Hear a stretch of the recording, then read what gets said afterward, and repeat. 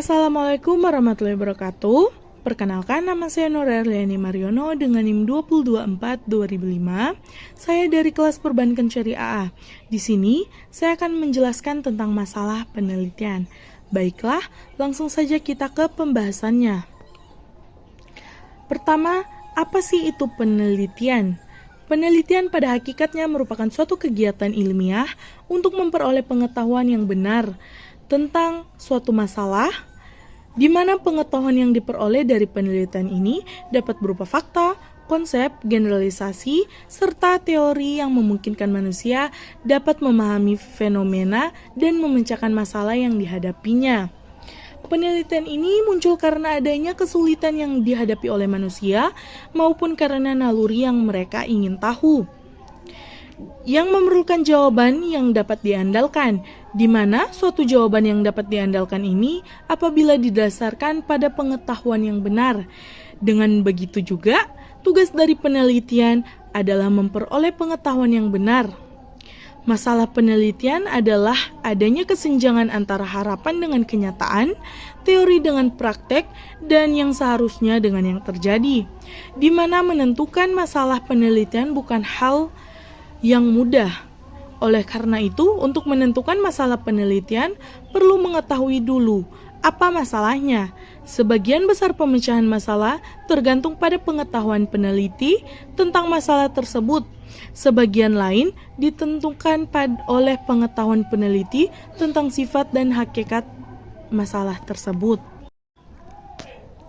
Langkah awal yang harus dilakukan oleh seorang peneliti sebelum melakukan penelitian adalah menentukan masalah peneliti yang akan dicarikan jawabannya. Masalah penelitian adalah setiap kesulitan yang menggerakkan manusia untuk memecahkannya atau menyelesaikannya. Masalah penelitian harus dapat dirasakan sebagai suatu rintangan yang mesti dilalui oleh peneliti.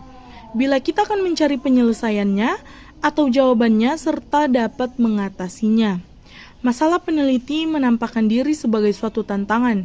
Karena itu, masalah penelitian yang benar-benar dipermasalahkan dalam penelitian memerlukan unsur-unsur yang menggerakkan kita untuk membahasnya, yaitu yang pertama, peneliti merasa berkepentingan untuk memecahkan permasalahan tersebut. Yang kedua, adanya manfaat dari penyelesaian masalah tersebut. Dan yang terakhir, masalahnya realistik. Artinya bahwa masalah yang hendak dibahas ini harus benar-benar realistik serta nyata dan didukung oleh fakta-fakta atau bukti-bukti yang nyata. Oleh karena itu, mengenal masalah penelitian harus disertai dengan pandangan yang kritis dan selektif, di mana masalah penelitian juga merupakan hal penting bagi suatu penelitian. Begitu pentingnya, masalah penelitian menyebabkan banyak para ahli yang menyatakan bahwa tidak ada masalah penelitian, tidak ada penelitian. Jadi, masalah dalam suatu penelitian merupakan sentral atau inti dari kegiatan penelitian. Dalam pengertian umum, masalah diartikan sebagai penyimpangan atau beda antara fakta atau kenyataan dengan standar-standar tertentu, di mana standar tertentu tersebut dapat merupakan teori, aturan, logika, kebiasaan, atau keharusan. Selanjutnya, saya akan menjelaskan tentang kerangka pemikiran dan kajian teori. Kerangka pemikiran adalah landasan konseptual yang digunakan untuk menjelaskan masalah, penelitian, tujuan penelitian, dan hipotesis atau pertanyaan penelitian. Kerangka pemikiran ini memuat informasi tentang konsep-konsep, teori-teori, atau model-model yang relevan dengan penelitian yang akan dilakukan. Kerangka pemikiran merupakan suatu konsep yang digunakan dalam penelitian sebagai acuan atau landasan bagi pengumpulan data dan analisis. Kerangka pemikiran juga dapat memberikan arah yang jelas bagi peneliti dalam merumuskan tujuan hipotesis serta metode penelitian yang akan digunakan. Selanjutnya, ada beberapa kerangka pemikiran yang lengkap untuk sebuah penelitian. Yang pertama, identifikasi masalah atau fenomena yang akan diteliti. Di mana langkah awal ini dalam menyusun kerangka pemikiran adalah mengidentifikasi masalah atau fenomena yang akan diteliti. Kedua, pengembangan hipotesis atau pertanyaan penelitian. Setelah masalah atau fenomena telah diidentifikasi, selanjutnya peneliti perlu mengembangkan hipotesis atau pertanyaan penelitian yang dapat diuji secara empiris.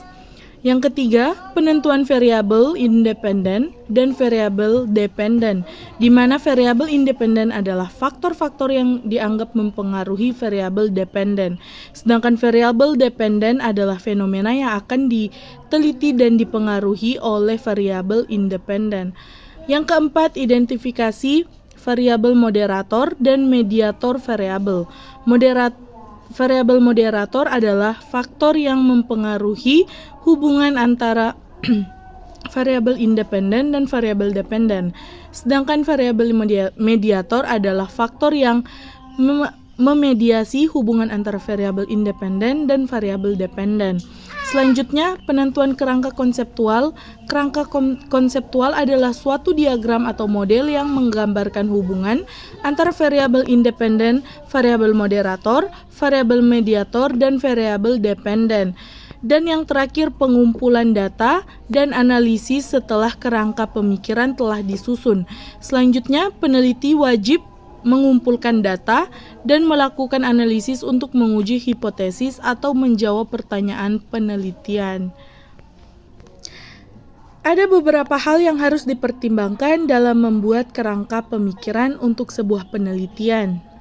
Pertama, peneliti harus mempertimbangkan topik penelitian dan tujuan penelitian. Kedua, peneliti harus mempertimbangkan teori-teori yang relevan dengan topik penelitian dan bagaimana teori-teori tersebut dapat membantu menjawab pertanyaan penelitian. Dan yang terakhir, peneliti harus mempertimbangkan variabel-variabel dalam penelitian dan hubungan antara variabel-variabel tersebut. Baik, itulah pembahasan tentang kerangka pemikiran dan kajian teori. Baik, selanjutnya saya akan menjelaskan tentang hipotesis penelitian. Hipotesis merupakan gabungan dari kata hipo yang artinya di bawah dan tesis yang artinya kebenaran. Secara keseluruhan, hipotesis berarti di bawah kebenaran atau belum tentu benar, dan baru dapat diangkat menjadi suatu kebenaran jika memang telah disertai dengan bukti-bukti nyata. Hipotesis penelitian ini merupakan jawaban sementara terhadap pertanyaan penelitian, di mana pertanyaan penelitian berasal dari dugaan penyebab masalah yang bersumber dari hasil penelitian serta pengalaman atau pengamatan peneliti. Fungsi dari hipotesis. Ada beberapa fungsi yang harus atau yang terdapat dalam hipotesis dalam penelitian, di mana yang pertama, hipotesis berfungsi sebagai jawaban atau kesimpulan sementara atas suatu masalah. Yang kedua, mengarahkan peneliti dalam mencari dan mengumpulkan data. Yang ketiga, memperjelas keadaan yang tadinya masih terlihat samar. Dan yang terakhir itu membantu memprediksi hal-hal yang mungkin terjadi. Selanjutnya, karakteristik hipotesis, di mana ada beberapa hal yang harus dipertimbangkan untuk dapat menyusun hipotesis yang baik. Yang pertama, hipotesis harus menyatakan hubungan. Yang kedua, hipotesis harus sesuai dengan fakta. Yang ketiga, hipotesis harus sesuai dengan ilmu serta sesuai dan tumbuh dengan ilmu pengetahuan. Yang keempat, hipotesis harus dapat diuji. Yang kelima, hipotesis harus sederhana. Dan yang terakhir, hipotesis itu harus dapat menerangkan fakta. Selanjutnya ada kriteria hipotesis dilakukan dengan cara sebagai berikut. Yang pertama, jika nilai signifikan atau sig lebih dari 0,1, maka hipotesis ditolak atau koefisien regresi tidak signifikan. Sedangkan jika nilai signifikan di bawah kurang dari 0,1, maka hipotesis itu diterima atau koefisien regresi signifikan.